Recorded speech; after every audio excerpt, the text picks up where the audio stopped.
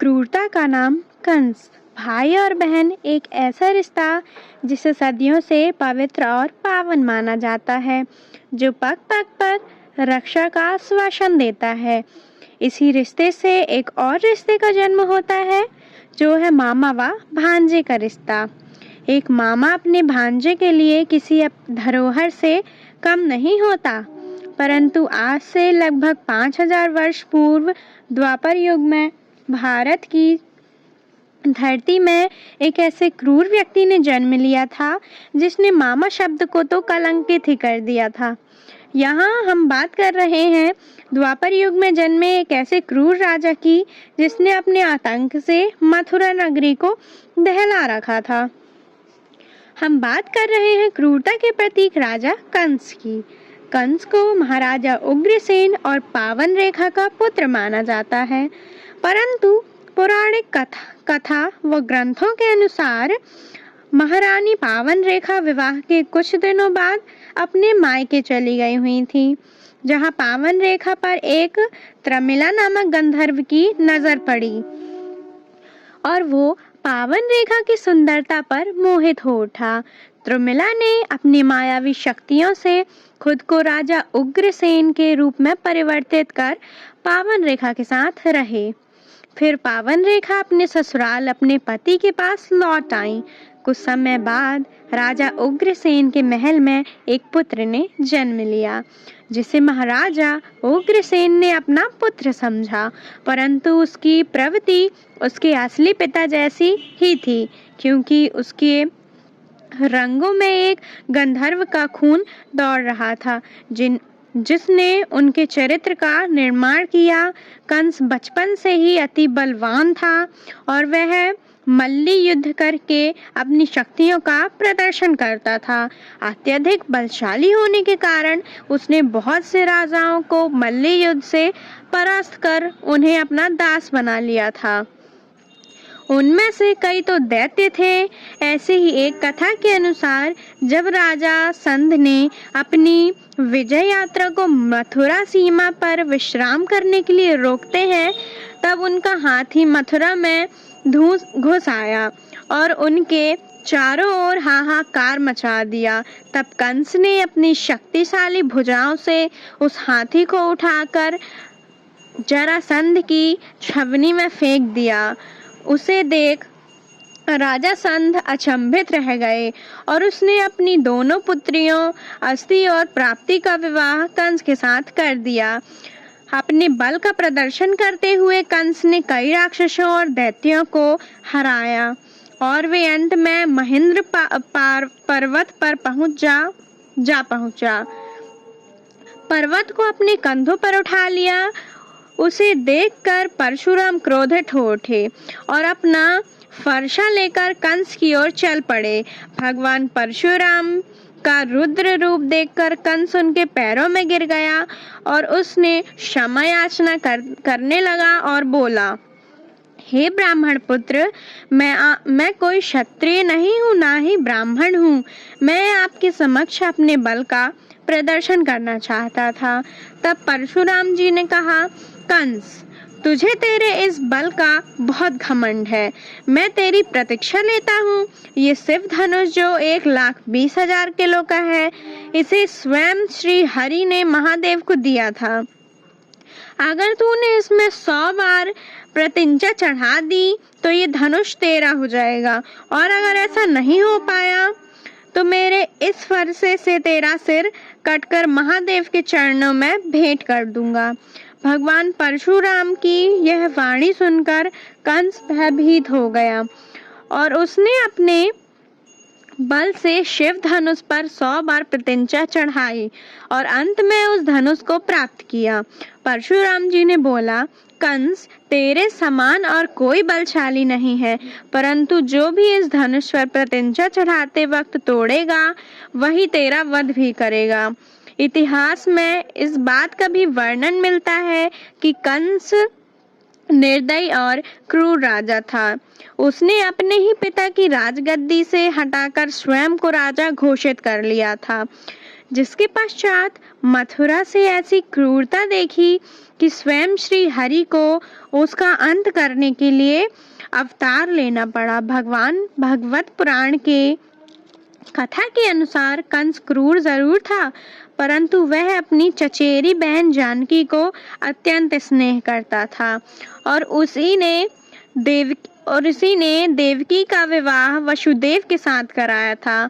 कथा के अनुसार देवकी और वसुदेव के विवाह के पश्चात जब कंस स्वयं उन्हें ससुराल छोड़ने जा रहा था, तभी आकाश में भयंकर गर्जना के साथ आकाशवाणी हुई, कंस, तेरे पाप का घड़ा भर चुका है। जिसे देवकी और वसुदेव को तू छोड़ने जा रहा है, इनका 8वां पुत्र ही तेरा काल होगा और तेरे सभी अत्याचारों का अंत करके इस पृथ्वी को पाप मुक्त कराएगा। इसे सुनकर कंस क्रोधित हो उठा। इसके बाद देवकी का वध करने के लिए उसने अपनी तलवार निकाली। तभी वसुदेव कंस के पैरों में गिर पड़े और प्रार्थना करते हुए बोले, कंस, ऐसा मत करिए। आपका शत्रु तो 8वां पुत्र है, ना ही देवकी और ना ही मैं। आपकी पुरानी मित्रता की दुहाई देते हुए वसुदेव ने अपने और देवकी की जान बचाई और यह वचन भी दिया कि अपने 8वें पुत्र का जन्म के पश्चात उसे सौंप देंगे। फिर कंस ने वसुदेव और जानकी को कारागार में बंद कर दिया। एक दिन कंस मनोरंजन में व्यस्त था कि तभी वहां देव ऋषि नारद मुनि आ पहुंचे। उन्हें ज्ञान था कि 8वें पुत्र के जन्म लेते ही कंस का अंत हो जाएगा, लेकिन नारद जी ने एक चाल चली और उनसे कहा, कंस, आकाशवाणी तो सत्य है, पर बस मुझे एक दुविधा है कि जो 8वां पुत्र गिनती के आगे से 8वां होगा या गिनती के पीछे से 8वां होगा। नारद मुनि की एक बात सुनकर कंस और दुविधा में पड़ गया और उसने निर्णय लिया कि अब देवकी की किसी भी बच्चे को जीवित नहीं छोड़ेगा। भय से ग्रसित कंस ने देवकी के हर बच्चे को क्रूरता से कभी दीवार पर तो कभी चट्टान पर तो कभी फेंक कर जन्म लेते ही मार डालता। देवकी और वसुदेव अपने पुत्र की मृत्यु से अत्यंत टूट गए थे और तभी 8वें बालक के जन्म से पूर्व देवकी और वसुदेव को श्री हरि ने दर्शन दिए और बोले, देवकी, मैं तुम्हारे आठवें पुत्र के रूप में जन्म लूंगा। वसुदेव मेरे जन्म के पश्चात मुझे गोकुल में नंद के घर ले जाना और उनके यहाँ जो पुत्री ने जन्म लिया है उसे मेरी जगह यहाँ ले आना। इतना कहकर श्री हरि ने देवकी की कोख से जन्म लिया और हरि के कहे अनुसार वसुदेव ने उस दिव्य बालक को टोकरी में लिया और चल दिए। उनके कारागार की सभी बेड़ियां अपने आप ही खुलने लगीं, यहाँ तक कि सभी सैनिक निंद्रा में चले गए। कथाओं के अनुसार भगवान कृष्ण ने जन्म के समय यमुना उफान में थी। बादल भयंकर गर्जना करते हुए भीषण वर्षा कर रहे थे और वसुदेव अपने पुत्र को सर पर उठाए यमुना पार करने लगे। यमुना का जल स्तर इतना बढ़ गया था कि वसुदेव का मस्तक तक यमुना में ढक गया, परंतु जैसे ही माँ यमुना ने कृष्ण के नन्हे पैरों का स्पर्श किया तो वो अपने आप ही शांत हो गईं और वासुदेव को आगे का मार्ग दिखाई देने लगा और वसुदेव गोकुल को पहुँचे। उसके बाद वसुदेव जी नंद के महल पहुँचने के बाद उनकी पुत्री से अपने पुत्र को बदल दिया और वापस कारागार में लौट आए। और जब कंस को देवकी की 8वें पुत्र के होने की सूचना मिली तब वह आधी रात को कारागार में जा पहुंचा और उस बालिका को वासुदेव के हाथों से छीनकर उसे मारने के लिए ले चल पड़ा। तभी वो कन्या कंस के हाथों से गिर जाती है और उसके बाद एक दिव्य रोशनी प्रकट होती है। उस नवजात शिशु ने आदि शक्ति का रूप ले लिया और बोली, कंस, तेरा अंत करने वाला जन्म ले चुका है और गोकुल में पल रहा है। ये सूचना पाते ही कंस को उसके चारों तरफ काल ही दिखने लगा। वह उसकी रातों की नींद भी उड़ गई। फिर कंस ने आदेश दिया, मेरा आदेश है कि गोकुल में जितने भी बालकों ने जन्म लिया है उन सभी को मार डालो। पर उसकी यह कोशिश भी विफल हो गई। अंत में जब कंस को सूचना मिली कि उसका काल श्री कृष्ण के रूप में नंद के यहाँ पल रहा है, तो उसने एक एक करके अपने सभी दैत्यों और राक्षसों को उन्हें मारने के लिए भेजा, पर वह श्री कृष्ण का बाल विवाह का ना कर पाए। फिर रावण राक्षसी पूतना के पास गए और बोले, पूतना, मुझे तुम्हारी सहायता चाहिए। मैं तुम्हें आदेश देता हूँ कि पिछले 10 दिनों में जन्मे सभी बच्चों को मार दो। यदि मेरा काल जीवित है तो वो भी मारा जाएगा। तब पूतना गोकुल की ओर चली गई और एक एक करके गोकुल के सारे बच्चों को मारने लगी। और तभी पूतना ने कृष्ण के बारे में गांव वालों से सुना और सोचा, श्री कृष्ण बहुत शक्तिशाली है, मुझे पूरी तैयारी से जाना होगा। तब वह शेषनाग का जहर अपने स्तनों में भर लेती है और गोकुल जाकर बहुत ही सुंदर नारी का रूप धरकर नंद बाबा के घर जाने लगती है। उसे देखकर सब मोहित हो रहे थे और तभी उसकी प्रशंसा करने लगे। फिर वह नंद बाबा के घर जा पहुंची और यशोदा से बोली, मैं देवलोक की वासिनी हूँ, मेरे स्तनों का पान करके आपका कृष्णा अमर हो जाएगा।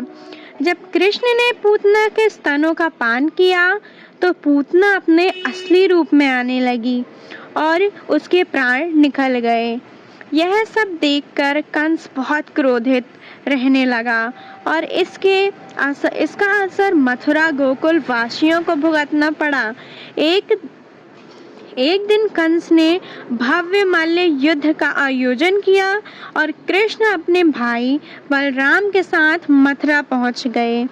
पहले तो उन्होंने जरासंध के हाथी को मार डाला। उसके बाद शिव धनुष को एक ही हाथ से उठाकर आसपास प्रत्यंचा चढ़ाते हुए उसे तोड़ डाला, जिससे इतनी भयंकर गर्जना हुई कि कंस का सिंहासन तक डगमगा गया। तब श्री कृष्ण अखाड़े में पहुंचे तो कंस ने नंद और गोकुल का नाश करने का आदेश दिया, जिसे सुनकर श्री कृष्ण तो क्रोध अग्नि से भर गए और एक ही छलांग में कंस के पास आ पहुंचे और कंस को उसके बालों से घसीटते हुए अखाड़े में ले आए और उसने सीने पर चढ़ गए। इतना भयंकर प्रहार किया कि कंस के उसी वक्त प्राण चले गए।